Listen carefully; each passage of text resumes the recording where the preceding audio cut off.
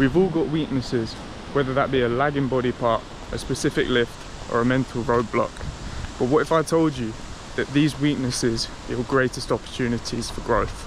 By doubling down on them, you can make huge progress, both physically and mentally. Even Arnie, for example, he arrived in America and competed in Miss Universe, aged just 19. And compared to the American bodybuilders, he had hugely lagging calves. But instead of staying stagnant, he doubled down on them, trained them relentlessly, 6 days a week. And eventually they were known as one of his greatest strengths. Instead of hiding from it, he cut the bottom of all of his trousers off. So he had to look at them all the time. And then by the time he won his first Mr. Olympia, aged 23, he had the best calves on stage. So in this video, I'll be going over how weakness can be a great catalyst for growth, not only in the gym, but more broadly across life. So let's start on the simple side of it.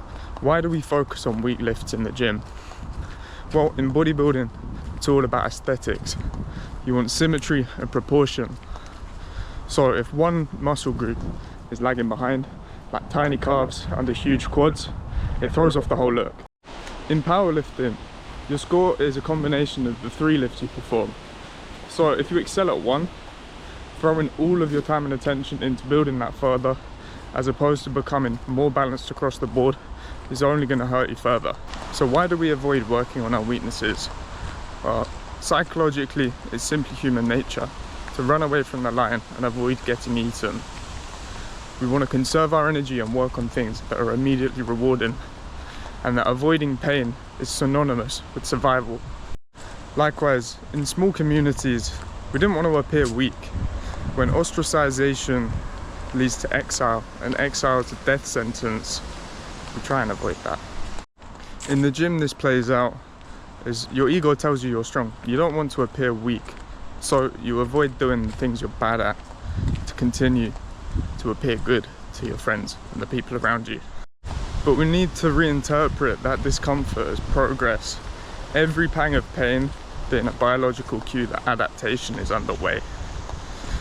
And to understand that our effort aversion denies us the slow and steady, long-term progress that will help us achieve the goal. And we should embrace that social risk as leadership. Tackling things that are hard to you publicly should earn the respect of people around you and encourage them to do the same.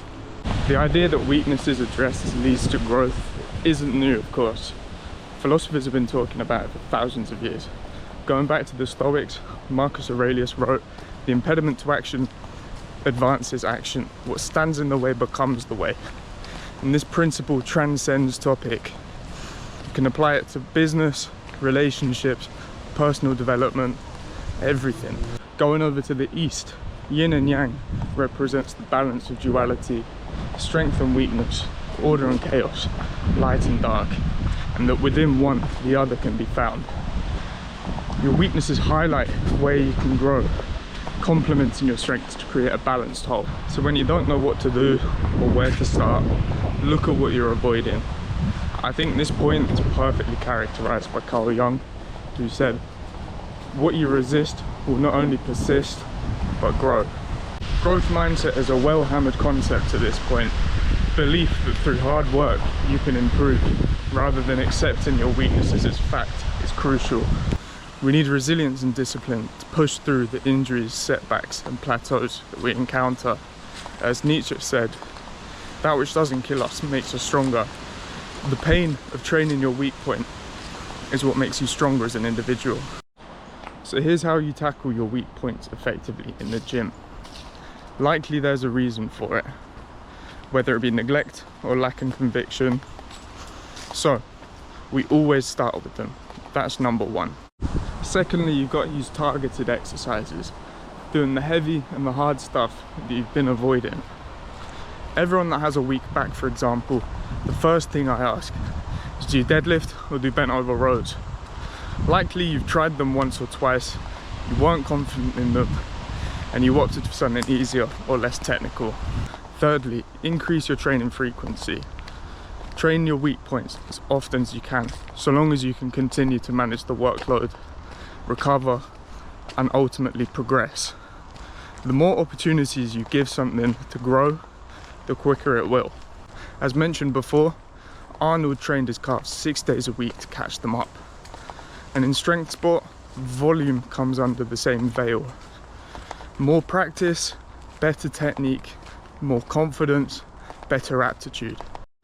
Lastly, but most importantly, track your progress.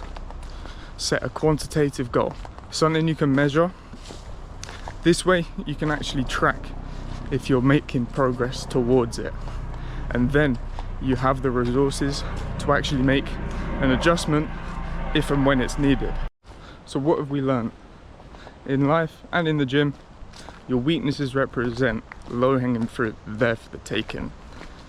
If you can work on these, you'll unlock doors to more progress than you ever thought possible. And if you can do it in the gym, you can apply it to your life. Like me making this video, working on my confidence from in front of the camera and my content creation skills. If you've learned something, give me a like. And if you've enjoyed this and want to see more, give me a follow.